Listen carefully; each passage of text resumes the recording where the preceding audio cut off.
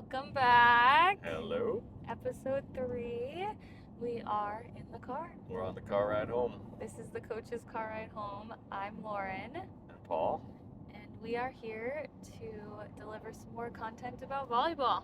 Right, and I'm driving, so if I look distracted, it's really because I'm paying attention to the road. Yes, he's a good driver. He's a safe driver. I will be running the show, asking the questions, and he will be helping answer them all. We just want to welcome everybody back, and we want to welcome any of our new followers that we may have. I know I met some new people at this last tournament, so if you are following us now, thank you. Yeah, welcome aboard. And our comments are now turned on. One of our parents informed us they weren't working, so if there's any topics or anything you want us to touch on, please do comment now below. And subscribe so you get notified when there's a new episode up. Yep, exactly. All right, so we are driving south. We're driving home. We just played in the Gasparilla tournament in Tampa, and so we have about our 2-hour car ride home left. And it was a good weekend. A lot of fun. Yeah, a lot of fun. Tough weekend for our team, personally, but a good weekend overall. Great weekend for our club. Great weekend for a lot of volleyball. Really fun 3-day tournament. Yeah, we had fun. We, as a team, Struggled a little bit. we were on the struggle bus this weekend. We Which took is- some tough losses. Which is strange because the last tournament we won. So I don't know if we felt like we should just go out and win or if we just faced some really good competition. I mean, we had the first 2 days, we had some really close games against really good teams. We went to 3 and we went right to the end, point for point, and wound up not coming out on top, which doesn't always happen sometimes. Doesn't always happen. It's, we're going to talk about today how to finish games and how to deal with tough losses. Yeah, I think we had 2 games on our first day. No, one first day, one second day, where we went to a third set and we were up in the third set at least by 3 or 4 points, and we just couldn't convert and finish the game. And so, we talked with our girls a lot about this, but we also felt like it is a great topic to kind of dive a little deeper in on how to finish games and what that looks like behind in the huddle and all of those things. This has happened to us a number of times this season already, where we've been third set up 14-12 and wound up losing, or third set down 12-14 and wound up winning. And we're not real sure why that happens either way, but we're trying to figure it out. Yeah, for sure. And with our kids too, coming back and winning in our last tournament to win the whole thing, we were down. So it definitely happens. But I think a lot of it, for us at least this weekend, was errors. We scored a lot of points for our opponents. Right. We just weren't connecting. We weren't converting. Our hitters were struggling. And we told them, if you're going to score 17 points, I think, For the other team. for the other team, you're going to have a really tough time winning that game. You're not going to win the game. Yeah, it's just not going to happen. And so I think just reminding these players, you have to find a way to score. You have to find a way and have it in your mindset that you want to take accountability and score the ball. It's a tough balance, though, because, you want to swing as hard as you can, but after you do that and hit it a couple times out of bounds, then now they want to dial it back a little bit, and now you're giving the team easier shots that they can come back and score points against you. So there's a tough balance between going all out and missing things, or dialing it back and then getting the ball pounded right back down your throat. So we're trying to tell them, just do what you know how to do, hit the ball hard, make it hard on the other team. And a lot of it's confidence, right? A lot of it's confidence. And I think, I've already talked about that. We're trying to build the confidence of all of our players. And we see great moments of it. And we see them shining and they have all the confidence in the world. And then we see moments where it looks like they're so scared to be out there and play, and they don't want the ball to come near them, and they don't They don't want to hit the ball. They just want to free ball it over. And so I think that really affected us this weekend was the confidence in some of our players. But and once it starts going downhill, it gets contagious, and then things can go bad in a hurry. Yeah, for sure. And I think it was also a lot of nerves. I think, one player maybe made an error, and then the next player, just like you said, it's contagious, but then it became nerves. And it turned from excitement and confidence to way too nervous. And Right. then the nerves took over, and that's when you make another error. And well, the team part of it can be contagious, but the individual part also, I think, is they're nervous for themselves that they don't want to make a mistake. So for sure. rather than make a mistake, they'll dial back, or they'll be timid, or they'll not be as aggressive as we want them to be at all times. And that's part of the confidence thing. If you have the confidence that you can shake off a mistake and come back full strength on the next play, you're much better off than if you internalize it and it affects you the rest of the game or the set or the match or wherever. So how do you think as a player and, with that kind of mindset, we sometimes tell our kids about swagger, right? Mm-hmm. Going out on the court, and it's not so much thinking, okay, I'm better than everybody else. It's more of thinking, I'm really good at this, right? And so I know what I'm doing. how do you kind of confidence to do it? How maybe you can bring back that little bit of swag in your team when they're down 4 or 5 points? Right. Do you Well, think you there's talk a way? about grit a lot. That's an interesting word. It has, I think, a lot to do with it. So that's when you're down, you have to clench your teeth, grind in, and say, I got this. Yeah. We're not going to let it affect us. We're going to keep going. Let me say one thing about grit. I do think that there is a good maybe analogy that might help some players and teams and coaches. So what I ended up telling my kids today, because they were struggling to understand maybe what that was, what the concept of grit or determination was. Desire is another word that I use a lot. You have to have the desire to win. Want to win. You have to want to win.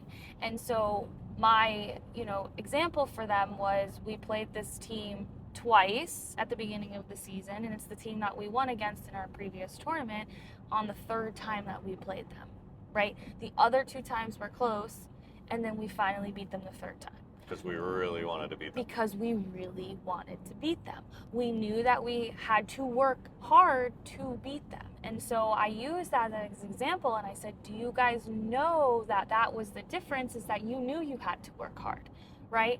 And so that grit and that determination is what brought you to win that game, right? We were hitting balls so well, and we were serving so well.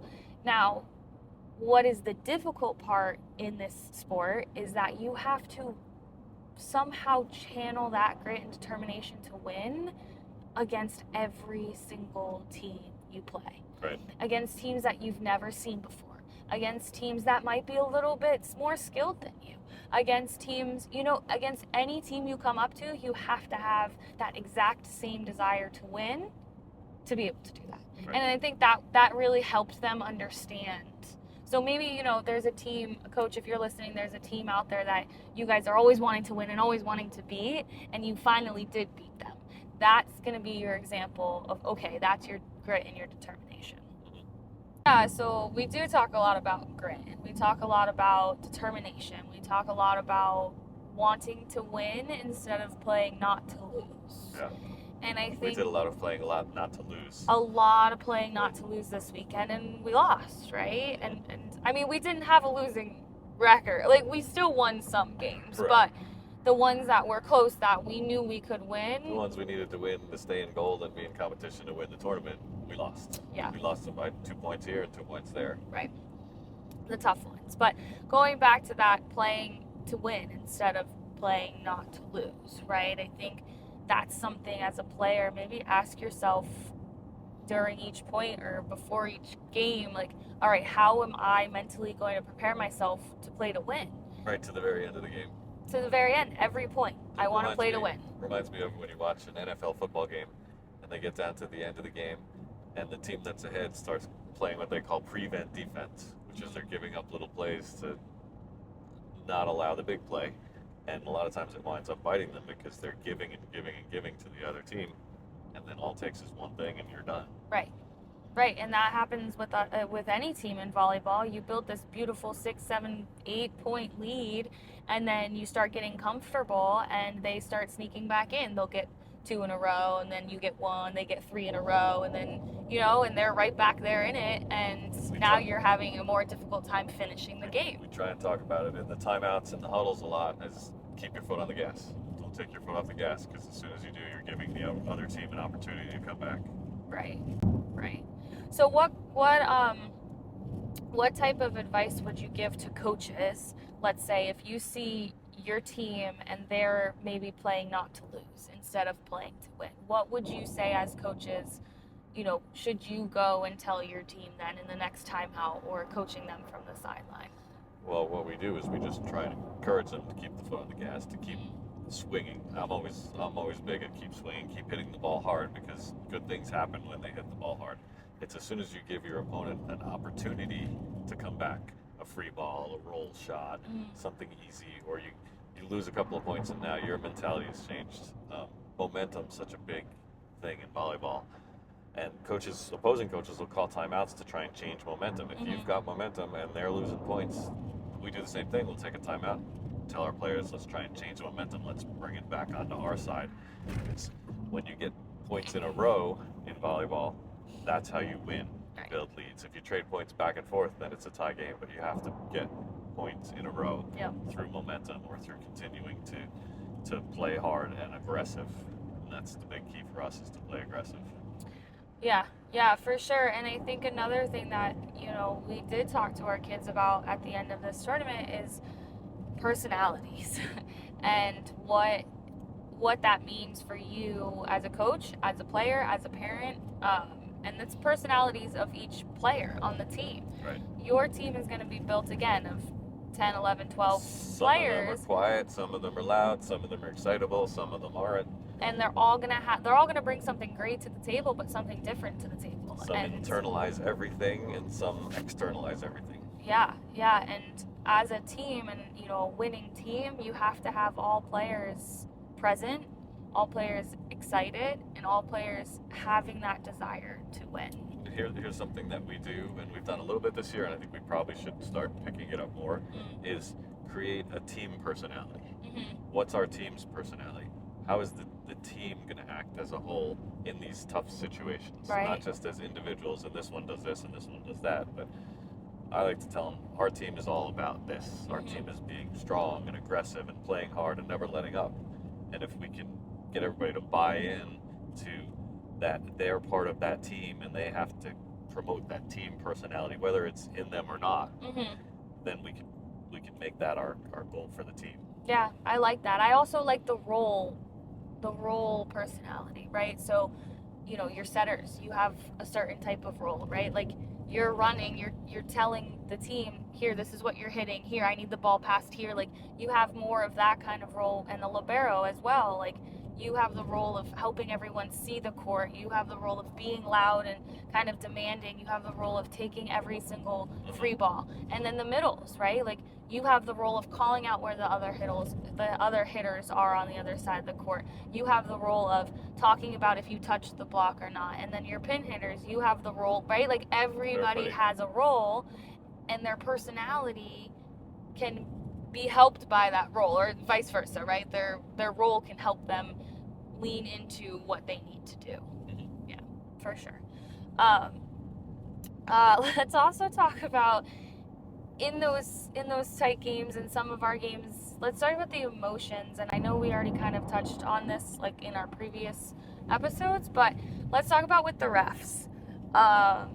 And your coach is talking to the refs, and your coach is arguing or wondering about certain calls, and then how that affects your players, and how maybe players can view it differently and things like that. Yeah, we have it's the roll of the dice about what ref you're going to get for your game, and you have absolutely no control over it. The same thing with what team is going to be reffing your game, and if they're experienced or not, and who the R2 is, and you've got no control over any of those things.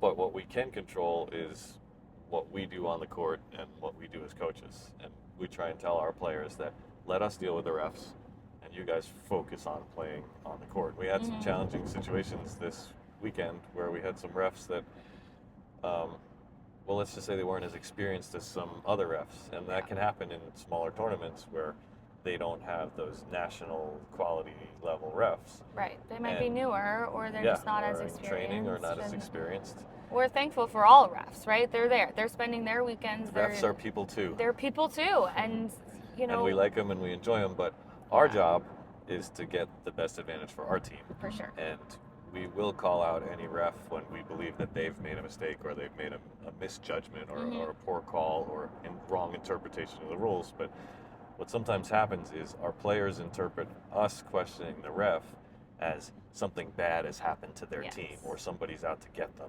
or it's a down thing for the team.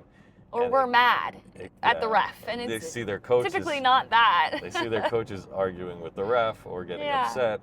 That can lead to them getting upset or them internalizing that and not playing as well. And we're constantly telling them, let us deal with the refs. You guys just play the game. Don't worry about whatever we talk to them about. If we're upset about it, we'll get over it. We'll play on. It's whatever the call is, there's going to be the next point and the next point after that. So we have to earn and win every point moving forward, no matter what happens with a bad call.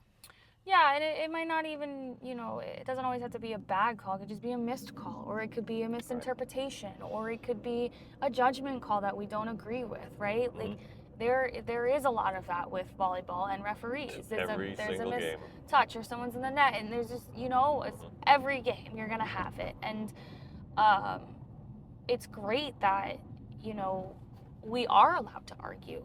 I think it's great that they allow the coaches to have a voice in that. But I agree. I think sometimes our players get me or see me get a little bit of excitement, and then they don't know how to then do the next point. And I'm constantly telling them, maybe after, we do have a questioning with the ref, I say, you need to win this next point. Because that is very telling of, okay, coach needs me to work hard and take control of whatever just happened. And sometimes they can do it, and sometimes they get a little nervous and they get a little scared. But that's how you reset the momentum or the tone of the game, by winning the next point. Yeah, and so maybe if you are a player and you're listening and you see your coach, getting upset or getting after the ref or whatever it is, like, maybe get your team together while they're having their discussion. Get the team together and say, okay, we got to get this next point, right? Like, we as a team need to win this next point, and see how that turns out for you guys. I think that would be something, if you're a player and you're listening, to take from this. Sure. Let's key our parents in on these kind of tough losses, right? So our parents were a little bit confused this weekend, I think. They were confused to see us play so well 2 weekends ago and then come out and play very different. Know what happened. Yeah. What happened to that team that we just saw in the last tournament. Right, and how you can really have a team that shows up completely different from one tournament to the next, even one day to the next, right? Completely different teams. And I just want to let all parents out there know it's okay. It happens. You're going to lose some games. And we're talking 14s right now, but it happens 15s, 16s, 17s, 18s, right? It happens. And it depends on, you have morning wave or afternoon wave. Are you playing 3 games in a row, or are you playing 1 and then you're off 1? Is this kid playing in that position? Did they eat this morning? Like, there's so many factors and variables. I think consistency has a lot to do with it. Yes. Especially when they're younger at volleyball, they're learning these skills, and you see these flashes of brilliance, but they're not as consistent as they need to be, and that comes with practice and reps and time and tournaments and experience. When you can get more and more consistent, because if you can crush the ball one time, that's great. If you can crush the ball 10 times in a row without an error, that's amazing. Right. But if you whale it out of bounds 4 times and crush it 1 time, that's not as consistent, and that's what you're going to need to work on in order to get the team to win, and each player has to have a role in that. Right, and liberos and consistency and serve receive, or defensive specialists and serve receive, like, your consistency is important too, as well as setters. Sure. the ball's got to be in the same spot every time so your hitters can go hit it, right? So consistency from every single player is going to help with that. And when it's off, it can go terribly wrong because it affects the whole team. And if more than one player is off contagious. or inconsistent, it just can go kind of haywire until you can get it back together, and that's where we struggle. Right. And then it affects mindset, and it's just a whole big snowball effect. In a tough loss, like we had a few, Mm-hmm. what do we talk about with the team after the game? When we pull them into the huddle after the game and we sit down and we talk, because we don't really have the parents involved in that. So they're all standing off, and they're, probably a little upset that their team didn't play very well. We're talking to the kids, but they don't hear what we say. So what do we say? What'd you tell them today and yesterday? So I'm going to back up a little bit, because I think this has to do a lot with your coaching style, and again with personality, just what kind of coach you are, right? There's a lot of different coaching styles out there, and none of them are wrong. You see the none of them are wrong. Throw things. You see the ones that just smile and pat them on the back. Exactly. And so I am very, very hard on our girls. I think that they are all amazing athletes, and they all can take being a little bit more not stern. so hard, but demanding, and but I mean, lovingly. I'll scream at them by any means in a mean way, but I do raise my voice, and I do expect some things out of them.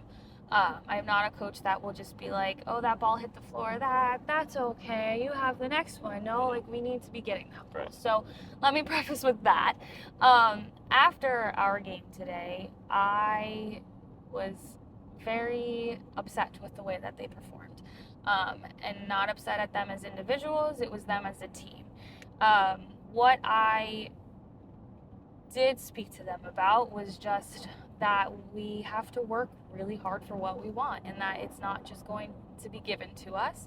After a really tough loss, it's important to let the team know, hey, this is what you did not give to me, and this is what I'm going to need out of you. And then I always try to find at least 2 positive things. Maybe that player played really well, right? You're always going to have one player who's really giving it their all. Right. You encourage that. You pick them out of the group and you say, thank you to that player for giving me your all during this game. I'm sorry, Setting an example for everybody else. Set the example, right? Like, sorry that the team fell short, but thank you so much for showing up today, right? And so that kind of shows the other girls, wow, she's thanking her and she really did work hard. How can I do that? But I think also just reminding them, you can't have it all. You can't. You can't walk out into the court and just be like, oh yeah, I think we're going to win this game, so we're going to win this game. Well, nobody's going to hand it to you. No one's going to hand every it other to team out there wants to win too. Yeah. And they're coming with that same desire to win. So you have to try harder than they do. You have to work harder than they do. You have to be better than they are every single time. And if you don't bring it, somebody else will. Right. I also, I reminded them we're not always going to be perfect. Mm-hmm. We are not always going to have perfect games. I do not expect them to have perfect games, but what I do expect is for them to try and show up and work really hard for each other, right? So that's kind of... So you hold them accountable for that. Holding accountable, and if they're not giving me the performance I know that they can give me, I'm going to hold them accountable to that. And then we kind of have discussions. I always say, if you don't understand what I'm asking of you, please ask. Please have a conversation with me. I will help you understand what it is that I need from you. And then sometimes too, we'll ask in that group setting, what do you guys think went wrong? What happened on the floor? We don't know everything that's happening in their dynamic out on the floor, so we ask them to contribute to how can we make this better next time? How can we not let that happen again? Right. Use it as a learning lesson, right? Because you will lose. There's losses in any sport. You will lose. You have to figure out how you're going to learn from those losses and get better from them. And using your athletes to help them go through that process and think about how they're going to get better, once they verbalize that, then they're like, oh yeah, okay, that's actually how we do get better. Right. So let's actually talk on the flip side, right? Like, I feel like we did have some losses and we did have, some negatives, but what do we say to them when we have a great win? Let's go that way and, maybe tell the parents, this is what we talk about in a huddle after we have a great win. Sure, we praise them. We pick out the things we think they did extremely well, Mm-hmm. especially the things that we may have worked on in a practice or Mhm. worked on individually that we saw happen in a game, and just encourage them to keep doing that. We'll also remind them of the winning feeling, right? What did it feel like? We want that feeling all the time, and what did you bring to get to that winning feeling? And bring that, remind yourself in your brain next time you're in this situation, how can I get that? Right. What can I do the same that accomplish that goal? Right. Right. So bottle up that feeling of winning, right? But also bottle up the feeling, did you have fun? And guaranteed 99% of the time, if they won, they had fun. Mhm. And so just reminding them, again, number one rule on my team is, are you having fun? Remind them, yes, you won, you had fun, okay? At the same time, when you lose, you have fun too. Like the Yeah. games that we lost this weekend that were battles, that Oh, were point yeah. for point, that went to 26-24, 25-23. Those were fun games. When Mhm. you're fighting back and forth and it's every other point, and you get a little run, they get a little run, you make a lot of great plays. That's a lot of fun, even though you lost, Right. at the end. You Even came if you up might short, have had a little it was still failure fun. at some Yeah. point, still a lot of fun. Yeah, yeah, definitely. And then the same thing, point out a player who you think did above and beyond from that game, but also give them more goals. Like, even though you won, still give them one or two things. Okay, next game we're going to focus maybe just on one or two of these things that I saw in this game. Just constantly giving them feedback to help them grow. But yes, definitely praise in the wins, praise in the losses too. If they tried and they gave it their all, Mhm. and they all were playing 100% and you just came up short, you still praise them, right? Like, you have to see, and I think that's the difference. And that's maybe why you see coaches get a little bit more frustrated at times with their team, is when they see that their team is not giving them their Not all, performing to right? where they should be, yeah. Now, yeah, that's like early in the season we played against a team who's probably number one in the state right now. Yeah. And we took them to 26-24 and we lost. But we had so much praise after that game because we played out of our minds well against a great team and didn't expect to win, but came really close, and that's an achievement in Right. itself. Right. And I'll tell them, I will say, hey, we did not lose today. We only won, right? Yes, maybe on paper we came up 2 points short, but we won because we tried our best and we got better. I have a side note. I have a friend who I play beach volleyball with, and we'll play 4 or 5 or 6 games, and he might win 3 and lose 3. And at the end of the day, when we're all saying goodbye, he says, "That's so great that I was undefeated today," because in his mind he had fun, he won, and forgot about the losses, and he's going home happy. Yeah, he won because he was playing, right? And You're a I winner. think that's amazing. It's like, yeah, and that's what we reminded these girls of today too. Is like, you got to play volleyball for 3 days. Don't go walking around upset. That's a win. That's a win. You got to play. You got to be with your friends. You got to, come to this and get better and grow and all those things. So, even with the tough losses, there's definitely some things that you can grow and learn and praise about. All right. Our next topic is dealing with injuries. So one of Happens our every year. shout out to our lovely, lovely right side. We love you so much, and we are so sorry.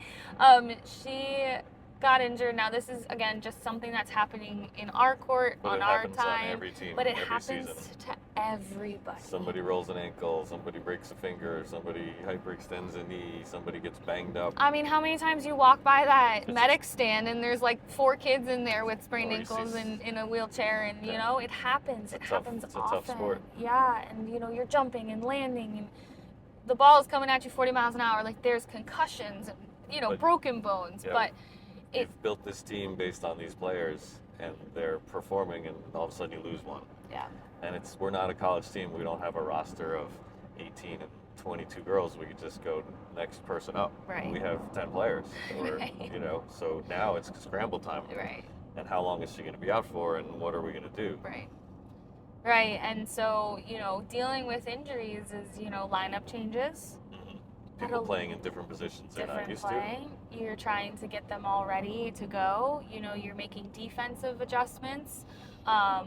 Somebody you relied on for a certain amount of points a game, a certain amount of blocks a game is not there anymore. You have to make up those points in somewhere else.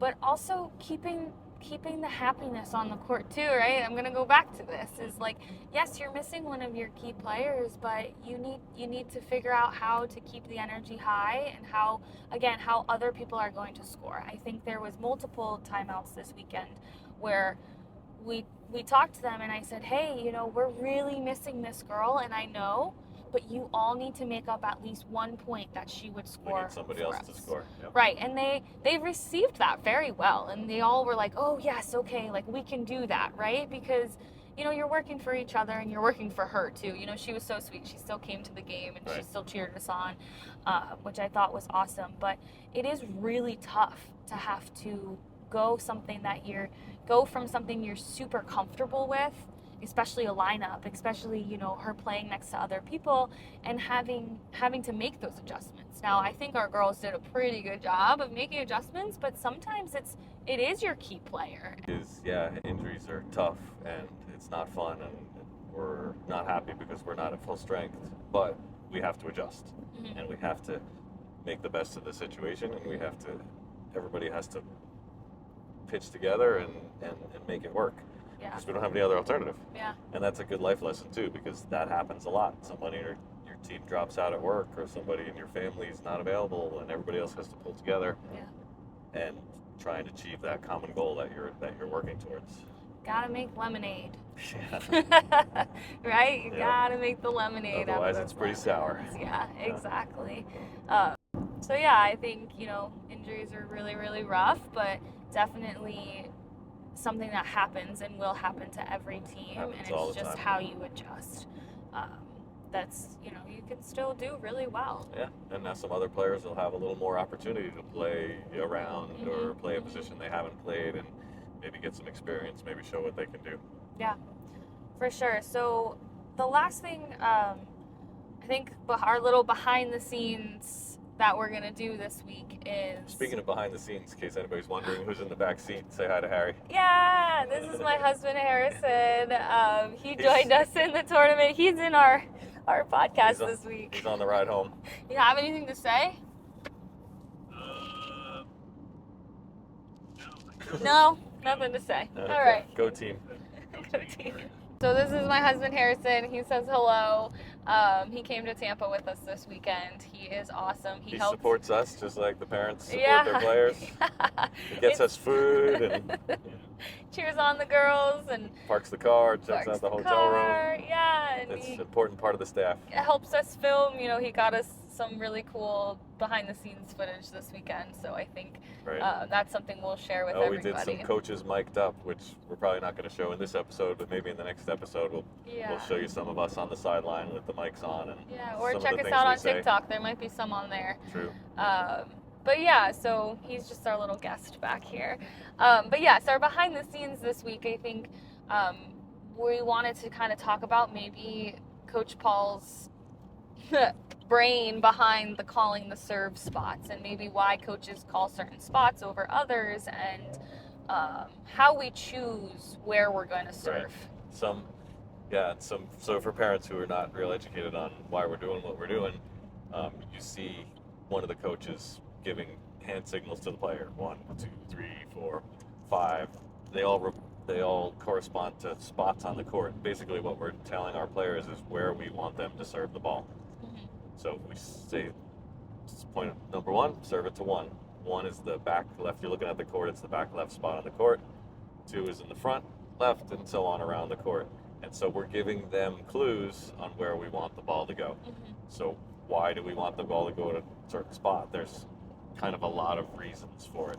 There's a lot. One of the most obvious ones is they got a player on their team who's the best passer on their team. They put him in a different color jersey. It's their libero. We don't want to serve at them because they're telling us that's our best passer, so why would we serve at them? Mm-hmm. But for some reason, liberos are magnetic, and all the balls go to them because our players, for some reason, want to serve it straight at the libero every time. Makes us crazy. So usually those hand signals are saying serve it away from the libero. Yep. Unless there's a particular reason to. Also, since we don't want to serve at their strongest player, on the other side of that is we want to serve at a weaker player. Mm-hmm. We want to serve at somebody we may have identified as not passing as good as the other players. It's just to our advantage to put the ball there. And then a third thing is sometimes we want to put the ball just on a certain side of the court. So say we're playing against a team that has a really strong outside hitter, and she's on the left side of the court. Well, we may want to serve to the right side of the court, so it makes it harder for the setter to get her the ball. And they have to set somebody else on the court. There's other times where we want to serve short because we see a team isn't real good at short serve receive, or we want to serve the ball deep. So we have signals for that as well. Sometimes we want to alternate short and deep just to make it more difficult. We're just trying to make it as difficult on the other team as an advantage for us.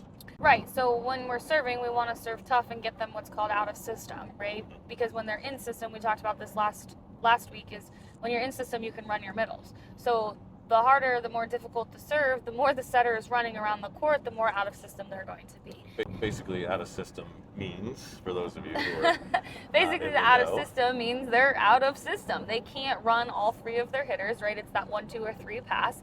They don't have a 3 pass, and they have to either bump the ball really high to the outside, or as they're set, or maybe they only have one option as a hitter, or they have to free ball it back over, and then that's an advantage to us. Right, and then you'll also see hand signals that are like this, like 5, 6, 5, 6.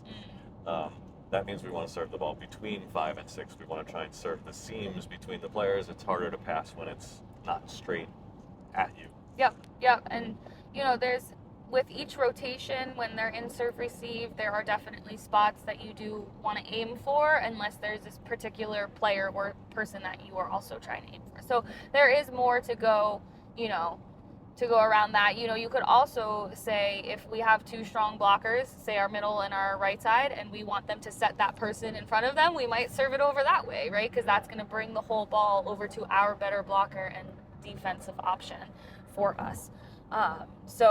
Yes, so parents, if you see your coach in the background going 5, 3, and flashing 4 of them together, like your kids probably do know what the coach is, what they're trying to tell them. And this is 6, by the way, because I don't have 6 fingers on this hand, so that is 6. Yes, we're only doing it with one hand. This is donut hole. And one other thing. Some coaches, they love to hide their signals behind a clipboard, or they pull out their shirt and they'll hide it. I'm not big on that. I'm fine with the other team seeing where I'm sending the ball, because sometimes it makes them nervous. Right. It says, oh, the ball's coming over here. That's just a little bit about our serving spots and why we pick serving spots. I'm super fortunate that we coach together, and he is mostly calling serving spots. Now, if there's something that I see that maybe he doesn't, we'll have a discussion about it, but most of the times the girls are looking at Coach Paul for their serving spot. And just because I call one doesn't mean they always hit it there, which is kind of frustrating. That's another thing too, parents. If you see us call a spot and I'll say serve it to one, and they serve it right to the libero. I can't control it. It's the magnet. This weekend, we did something super fun.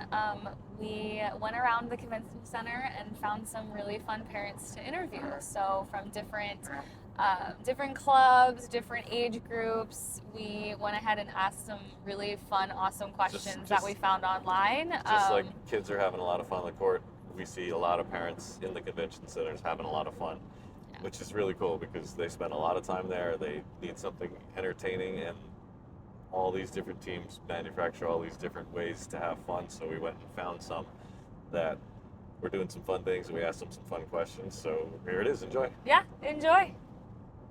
What team are you here with? Jupiter Elite 14. They're the best, right? Oh, yeah. What does your daughter do? She's an outside hitter.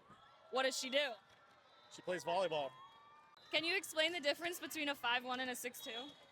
I can. So a 5'1", you're going to have 5 hitters and 1 setter. A 6'2", you're going to have essentially 6 hitters, but 2 of them are setters. Perfect. He's good. How long does it take you before you lose track of what court your daughter's on? About 30 seconds. What's scarier? A tight third set or waking up your 14-year-old on a Monday morning? Waking up my 14-year-old. No doubt. All right, what advice do you have for the team? Have fun and let's win. Thank you. Jupiter Elite. Who's your coach? Coach Lauren. And Coach Paul. He's a defensive specialist. On Jupiter Elite. Hopefully, she gets all the deep hard balls up, and she sometimes attacks, if she can get a pipe hit. Do you know what it means when the setter dumps? Yeah, that's when it's the setter's, ball, and then they throw it over the net. Perfect. What's the weirdest thing you've bought at a tournament because you were desperate? Tapes, socks, a $15 pretzel, one of those weird inflatable couches? I never bought a weird inflatable couch, but I kind of want one.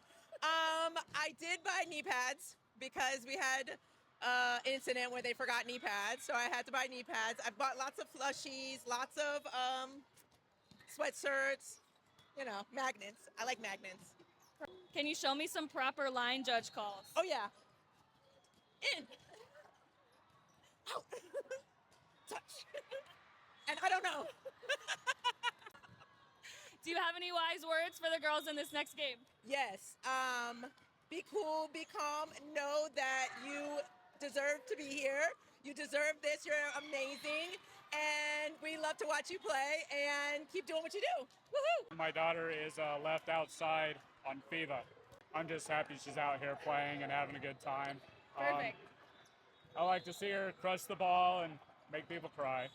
Yeah, perfect. What is one rule that makes zero sense to you no matter how many times it's explained? The substitution at the beginning of the game.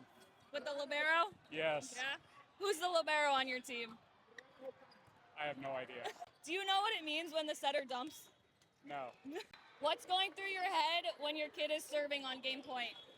Make it over the net. Yeah? Don't hit the net. All right. What's one thing you want to tell your daughter before this next game? Make people cry. Here with Pinellas Heat, where my daughter plays for 15 Colin. What number coffee is that for you today? Oh, 4, I think 4 or 5. I've lost count. If convention centers had rewards program, what elite tier status would you be by now? Oh my gosh, like gold, at least. At least, for sure. All right. Can you explain the positions on the court, as in 1, 2, 3, 4, 5, and 6? No. My daughter tried. She, in fact, put it up on the screen on our TV.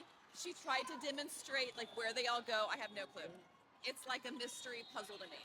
What rule, no matter how many times your daughters had tried to teach you, what rule never makes sense to you?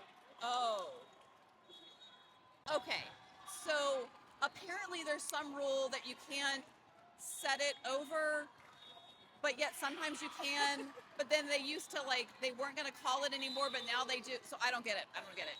The double call. So apparently, like, if it spins a certain amount, I have no clue. How, like, not a clue.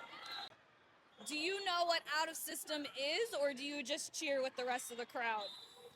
Is that when they're out of rotation? No, it's not. It's not. Out of system's not out of rotation. No, Yeah, so no. But sure, I'll cheer. cheer. Woohoo! What team are you here with, and what position is your daughter? Team Kiwi, and she's right side hitter. Can you show me some proper line judge calls? Sure. In. Out. Antenna. Antenna. Do you know where position 3 is on the court? Middle. Yes. What's going through your head if she's serving game point? Don't miss it.